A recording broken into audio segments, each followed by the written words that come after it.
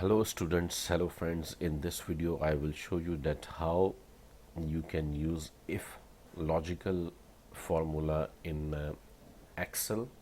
So we will create a blank workbook, and here I will use like person name, uh,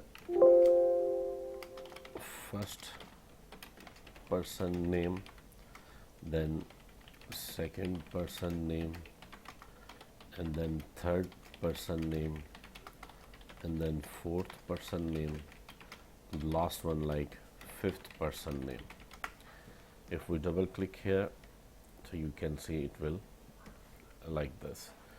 Now here these are the names, name, and here like marks, and this person got like 50 marks, and this person like 30, and this person like 45, this person got 27, and this person got 63. So result. Now for instance, like this person got like 50 marks out of 100, so the passing marks like 33. So we want to declare here like the pass or fail. So what we can do, like we can go to formulas, logical, and click on if. Now if this value, like the first person name, this cell value, you can see that is B3. So if B3 is greater than 33, then the value, if true, so if the value is true, then it should show pass.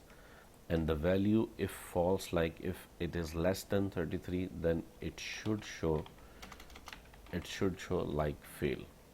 So when you click on OK, you can see now it is showing pass because the person has got like more than 33 marks. Then you can use Control D here for like the same formula will apply here.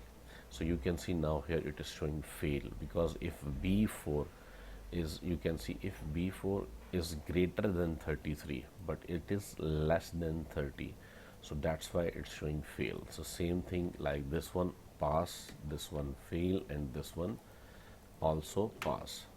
So this is very easy method you can use to apply if formula. Thank you very much for watching this video. Please subscribe my channel. Thank you very much once again.